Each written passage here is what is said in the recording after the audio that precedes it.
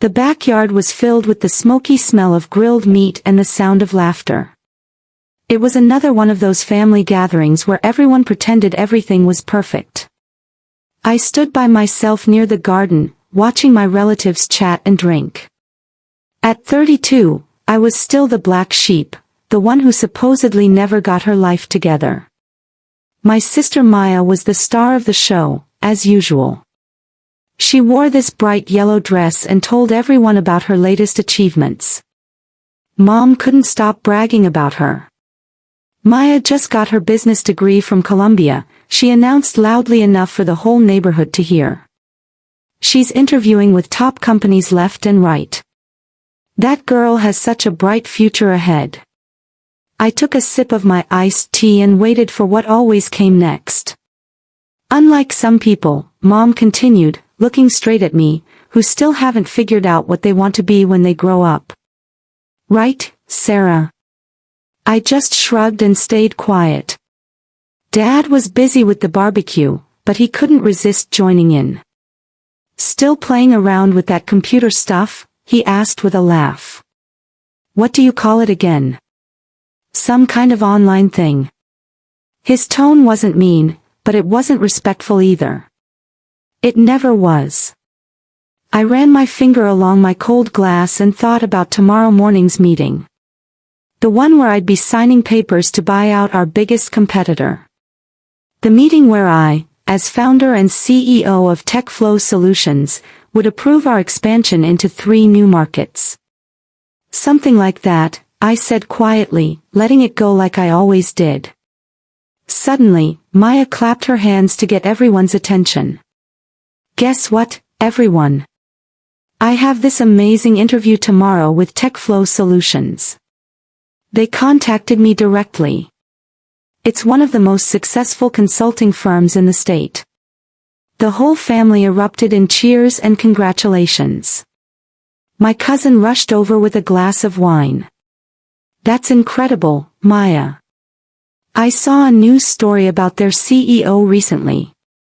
She's supposed to be this brilliant woman who built the whole company from nothing. Dad nodded approvingly. They're super picky about who they hire. You must really have impressed them. I almost choked on my drink.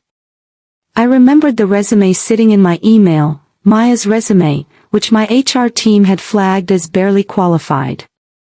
She had no clue that the company she'd been obsessing over for months was actually mine. The same company I'd built from my tiny apartment 10 years ago while she was busy getting degrees that other people paid for. What job are you going for? I asked casually. Her face lit up like a Christmas tree. Senior business consultant. It's basically a management position. Can you believe it? Wow, I replied, hiding my smile behind my glass. I'm sure that'll be interesting. Maya laughed and then said in this fake sweet voice, maybe when I get hired, I can help you out, Sarah. I bet they need people to answer phones or something basic like that. Mom nodded like this was the most generous thing she'd ever heard. How thoughtful of you, honey. Your sister definitely needs all the help she can get. 32 years old and still doing whatever it is she does. She waved her hand dismissively in my direction. I thought about my office on the 30th floor of downtown's tallest building. About the magazine article that called me one of the top women entrepreneurs in the country. They'd used my professional name, S.R. Mitchell, and kept my photo shadowy to protect my privacy. I'd spent a decade building my empire in secret. By choice. I always knew this day would come eventually. That's really nice of you to offer, I said calmly. Good luck tomorrow. Maya smoothed down her dress like she was already practicing for her executive role. Luck is for people who don't work hard enough. You should try putting in some real effort sometime. The conversation moved on to other family gossip while I just listened. Tomorrow would change everything.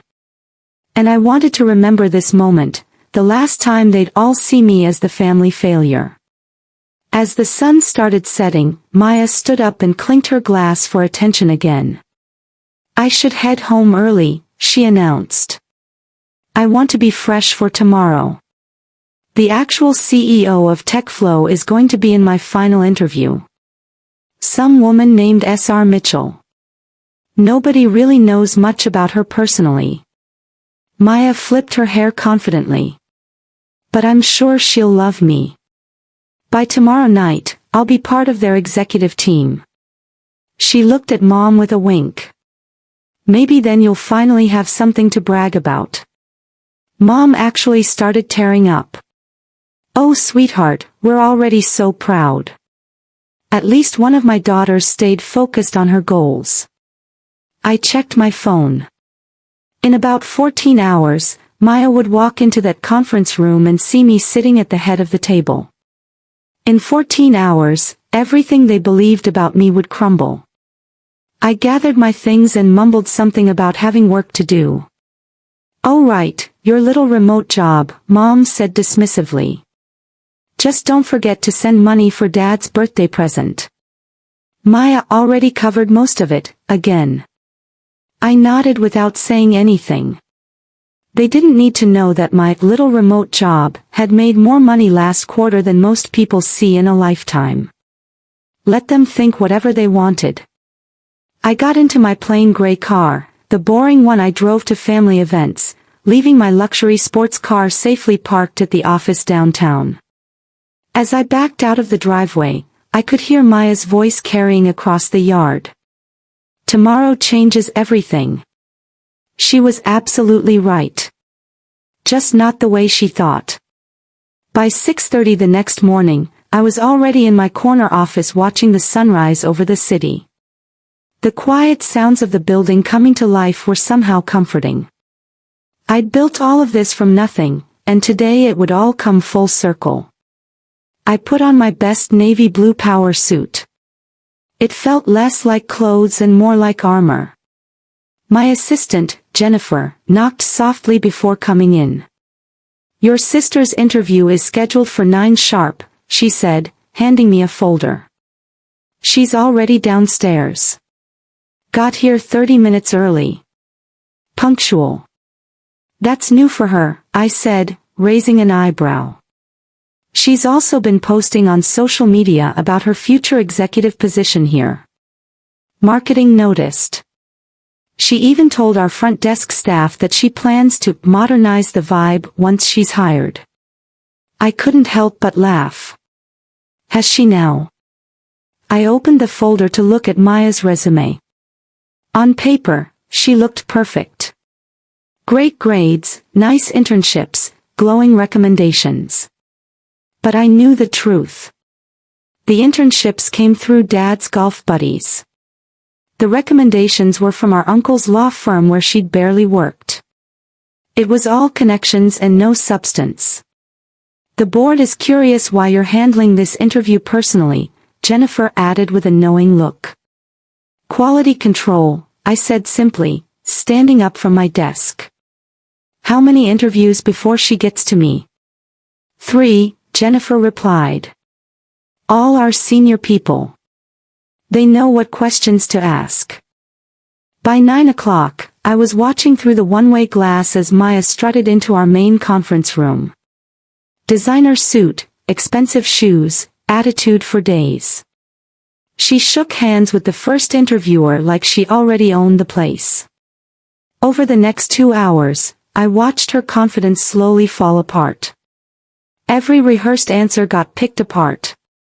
Every shallow accomplishment got questioned. Every assumption got challenged. By the time she got to the final interview with me, she looked tired, uncertain, and stressed. "Send her in," I told Jennifer. Maya walked into my office trying not to look impressed by the floor-to-ceiling windows, expensive art, and commanding view of the city. My chair was turned away from her, facing the windows. "Please sit down, Miss Johnson," I said in a professional voice. "Thank you so much for meeting with me, Ms. Mitchell," she replied, folding her hands in her lap. "I know how busy you must be. I turned my chair around slowly, letting the moment stretch out. Actually, I said, looking directly into her eyes, it's Miss Sarah Rose Mitchell. All the color drained from her face as reality hit her. The name on the building, the initials in the press releases, the sister she'd been dismissing for years. Hello, Maya, I said with a calm smile. Surprised to see your directionless sister running the company you've been dreaming about. She blinked rapidly, her perfect composure completely falling apart. Whatever polished speech she'd practiced was gone. But this can't be right, she stammered. You just do freelance work from home. That's what Mom told everyone. Do I?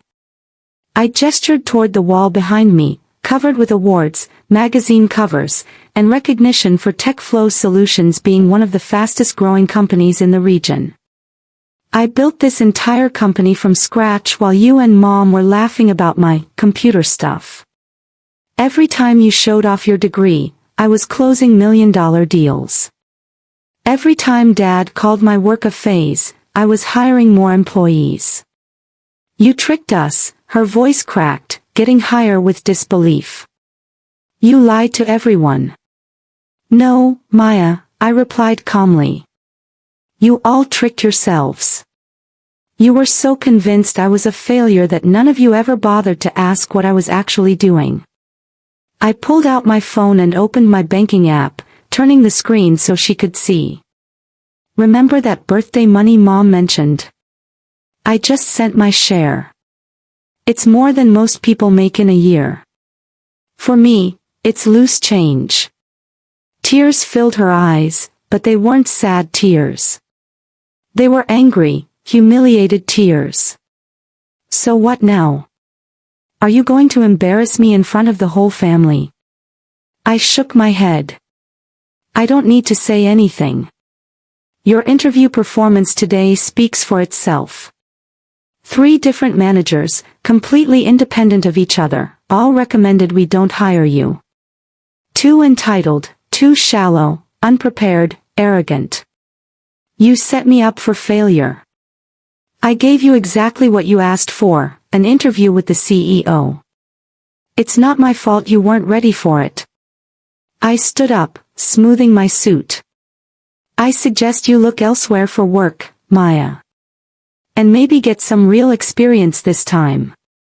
Something beyond social media posts and Dad's connections.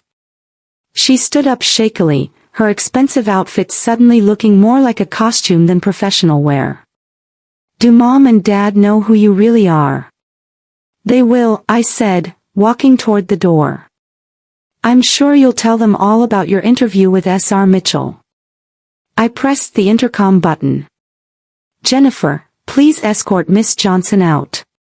And cancel my dinner plans with the family tonight. I have a board meeting that needs my attention.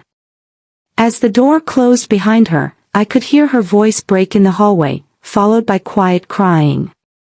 Not exactly the victory lap she'd planned. Within an hour, my phone was buzzing with family messages. Mom was first. What kind of sick joke is this? Maya is devastated. Then Dad, how could you humiliate your sister like this? We raised you better than this. I looked at the messages, took a deep breath, and turned my phone face down. They finally knew who I really was. They just hadn't figured out yet that I'd stopped needing their approval years ago. I sent one message to the family group chat, you raised me to be successful. Congratulations, you did. Maybe now you'll recognize what real achievement looks like. Then I turned off my phone and got back to what actually mattered, running a multi-million-dollar company that had revolutionized an entire industry while they were too busy mocking me to notice. Let them adjust to this new reality at their own pace. I wasn't going to slow down for their discomfort. In the weeks that followed, everything changed. Family phone calls became awkward and strained. The dismissive jokes about my work disappeared, replaced by uncomfortable silences and forced smiles during video calls. Maya eventually took a basic coordinator job at a small firm across town. It wasn't the career-defining opportunity she'd imagined. No fancy title, no corner office, just regular work that she had to earn the normal way. Mom and Dad stopped hosting their weekly family dinners. Maybe they were embarrassed. Maybe they didn't know how to handle having a daughter they'd underestimated now running an empire they'd once ridiculed. But the moment that sealed everything happened 3 months later. A major business magazine published a cover story called "The Quiet Success," how one woman built a fortune while her family thought she was failing. My picture was on the cover, full face, professional suit, with TechFlow's headquarters in the background.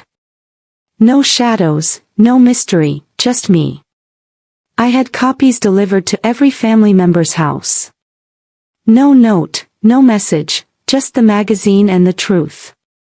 The article told my whole story, from doing small freelance jobs in a cramped apartment to building one of the most innovative technology companies in the country. It talked about the struggles, the sacrifices, and the determination they never saw because they never bothered to look. The final line read, "Sometimes success doesn't need to announce itself. Sometimes it just pays the bills." And honestly, that was enough for me. I didn't need their praise anymore, or their recognition, or their approval. I had built something real, something lasting, something they could never diminish or take away. Let them tell their friends whatever story makes them feel better. Let them pretend they always believed in me. Meanwhile, I'll be at TechFlow, expanding into new markets, closing bigger deals, and mentoring the next generation of entrepreneurs who are building their dreams in the shadows. Success had already spoken for itself. And I had no intention of turning down the volume. If you've ever been underestimated by the people who should have supported you most, I see you. I spent years being called unfocused, impractical, and lost. While my sister collected praise, I was the family's disappointment. But I didn't fight back with arguments or try to win their approval. I built something they couldn't ignore, even if they wanted to. Your worth isn't defined by how others see you. It's defined by how you see yourself and what you're willing to work for.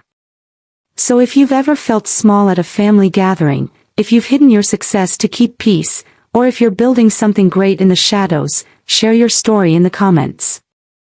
Tell me what you're working on, what you've overcome, or who you're proving wrong, not for revenge, but for your own peace of mind. And if you felt even a spark of recognition watching me go from family failure to CEO, make sure to subscribe. Not just for more stories like this, but to join a community that sees through the noise and recognizes quiet strength for what it really is. Let them laugh. Let them doubt. We'll keep building. Because sometimes the best way to win is to work in silence until your name is on the door.